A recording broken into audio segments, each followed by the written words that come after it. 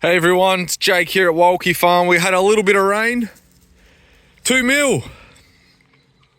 So when I say a little bit, I mean nothing. But we had to water these worm farms the other day because it's starting to get a bit dry inside. Number one here, the first one we built, is absolutely teeming with worms. Let's see if I can show you. Pardon the dodgy one-handed footage. I should get a chest-mounted gimbal or something.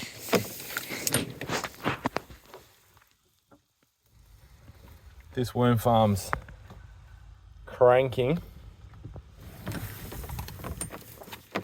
This one's not quite as good, but still a healthy population. It's just breeding up. And then this one's in its baby steps. But we gave them a bit of a water, and we've got probably 300 litres, maybe slightly more between the three of them.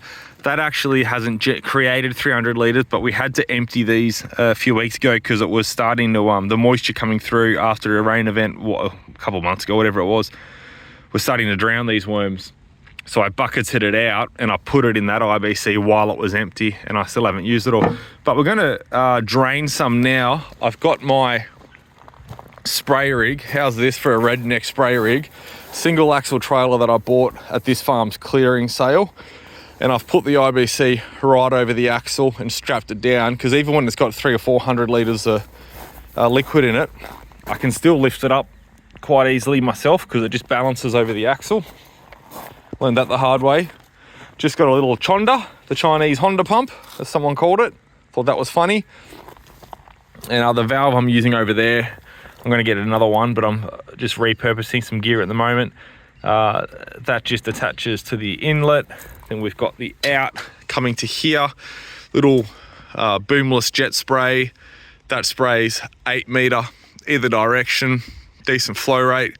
And every now and then we're getting some blockages in here. It's really easy to clear out. You just need to back those two Phillips head, they're quite deep screws, and just give them a blowout and throw it back together. The reason we're getting some blockages is silly me parked it with the lid off, and it just filled up with a little bit of debris. So I really just need to give the thing an empty out, but that's not a today job.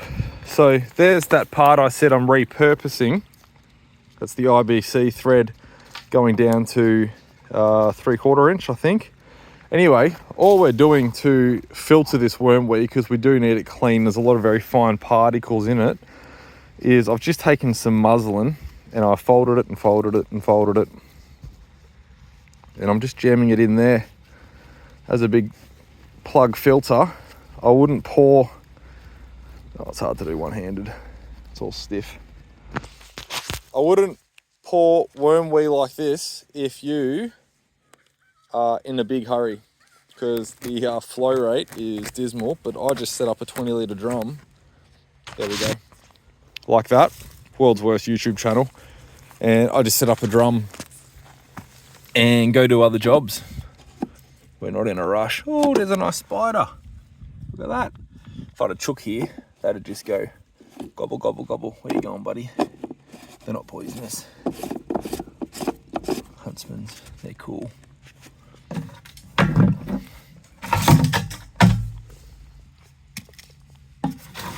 Look at that. Sorry. I should look at the camera more than my hands. Not super dark, so when we've watered it down, it's already diluted it, but I don't really need much worm weed. There's nothing living in the paddocks to spray. So what I've actually been doing, we've got a wedding function here at the farm next week, and we're really trying hard to get the lawn green and get the garden popping. And I had a little backpack 20 litre arm pump spray unit, and I was walking around the garden going, geez, this is just an absolute waste of time. And I packed it up, and my wife Anne's like, what are you doing? Need to get this done. I said, no, bear with me. So I went and got this rig fired up, diluted my worm weed and got going. And I just drove laps around the garden, and what would have taken me, hey, that's $3 a litre. What would have taken me, geez, I want to say 10 hours of arm pumping, walking around the yard, I sprayed in 10 minutes.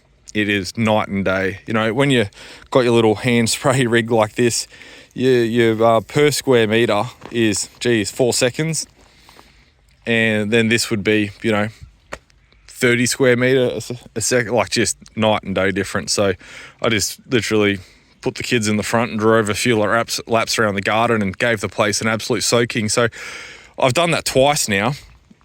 It's become a little bit of a morning habit. I've read that the foliage applications are best done before about 10 a.m.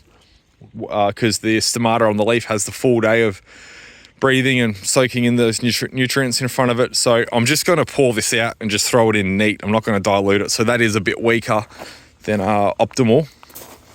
And I'm just pulling that information out of my butt just based on, normally it's quite a rich dark flavour, but I asked my kids to water them the other day and they've obviously gone a bit heavy. And the reason I'm draining this now is when this line starts to get up into the substrate, it keeps the whole bedding really sloppy wet and the worms don't like it. You come in, you find them all living on the surface, obviously drowning. So, you just want to keep that at about 1 inch. That's what I found is about a happy level to keep your worms happy. Rightio.